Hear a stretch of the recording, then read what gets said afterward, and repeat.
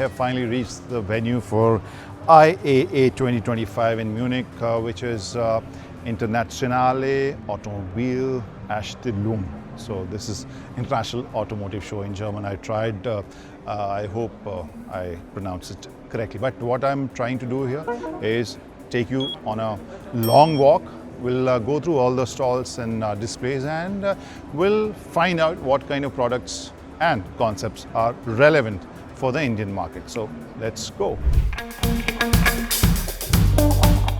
Now let's see what's there at the BMW stall. As you must have seen on our channel, the walkabout, and the event where we showcase the BMW iX3, which basically brings back BMW's Neue Klasse philosophy, and they have gone into a new kind of architecture, new platform, new technology, and connected features for this Neue Klasse cars. And by 2027 they will be updating or launching new cars. And this Neue Klasse is not just a nomenclature for iX3. This is basically their philosophy, which will include new tech, new platform, new architecture, which will be used for upcoming 40 vehicles by 2027. So those 40 vehicles will include new cars and updated versions as well.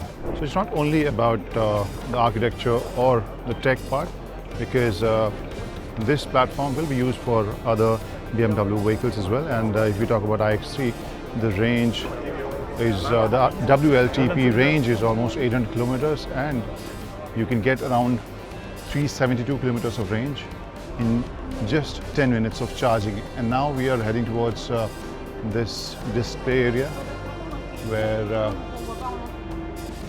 BMW is showcasing its AI assistant, which obviously will be available by subscription.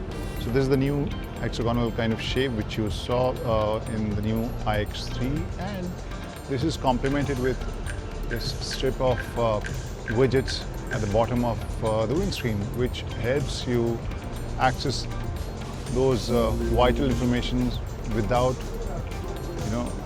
taking your eyes off the road.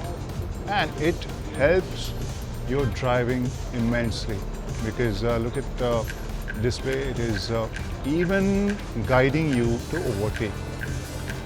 Very interesting.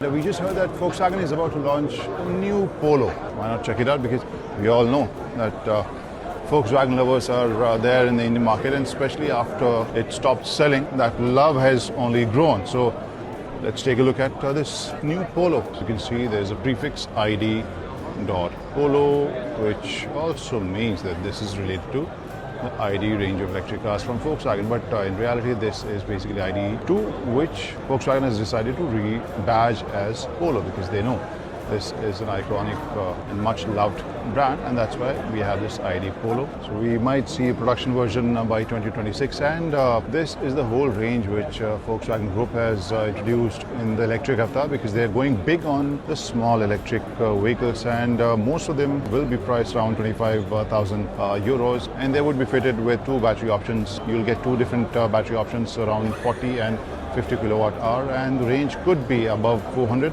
And the power output in this one at least is 220 plus PS. And interesting thing is that you will also get a Polo GTI version, or ID Polo GTI version.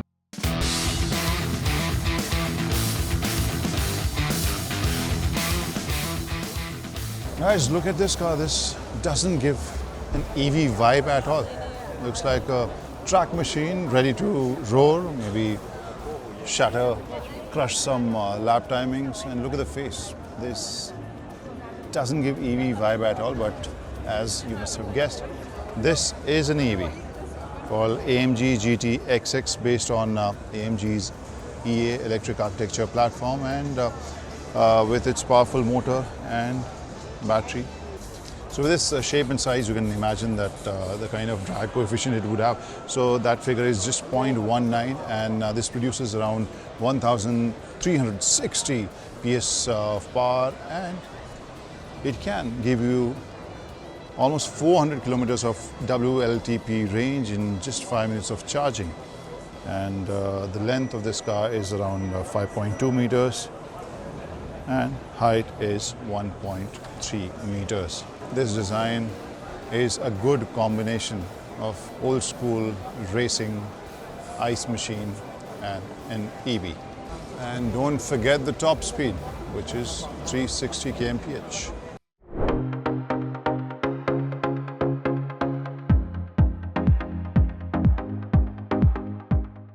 You must have seen this brand when we had the coverage of Beijing Auto Show, and this is the same Leap motor which is part of Stellantis Group, and we might see a couple of launches very soon in the Indian market. This one here is a concept, very interesting name called Lafa 5, but I think we should be, or we are more interested in this blue vehicle, which is the B10. This might be the vehicle, might be the car which we will see in the Indian market very soon as a proper launch. So this is the B10. This can be categorized as a crossover SUV because this is almost 4.5 meters long. This is fitted with, there are two different battery options, around 56, 57 kilowatt hour battery, and then you have 67 kilowatt hour battery, and the range could be between 5 to 600. That's all tested range, and this could come with two different battery packs as I just mentioned. And just take a look at the charging port and the luggage space. Look at this, the space you get is huge. So this is the front row view from B10's driver seat, and this is how it looks. If you see the feel, some of the bits are hard plastic, but rest of the stuff, soft touch, and overall layout and design is looking very cool and premium as well. And you can look at the seat. You know that this is ventilated and heated seats, and you have wireless charging pad over here, foldable glass holder, and lots of dull metallic highlights which give a very cool industrial look to it and makes it look premium as well. Now look at the steering wheel, again a very minimal look with dull metallic finish, and you have to control stroller balls over here to control all the features on the infotainment screen, which is around 14.5 mm screen. And you have one smaller screen over here which works like the MID. Most of the required or essential features or displays you can access over here. Now this is the second row of this V10, and AC vent, and then you have Type C and Type A charging ports. Then this is how the window button looks like. Nicely done. This design is overall very premium, minimalistic, and very, very modern feel. Some usual info from the second row of this car. This is B10 again, and my height is almost 6'3", and this is the kind of headroom which I get if I take the glass roof version. Even in the hard part, if you see this roof, this portion of the roof, I still have almost a gap of 1 inch at least. And rest of the stuff, I guess it's pretty impressive. Look at the knee room. The knee room is more than adequate, and since we are sitting a bit tall, thigh support is not that great.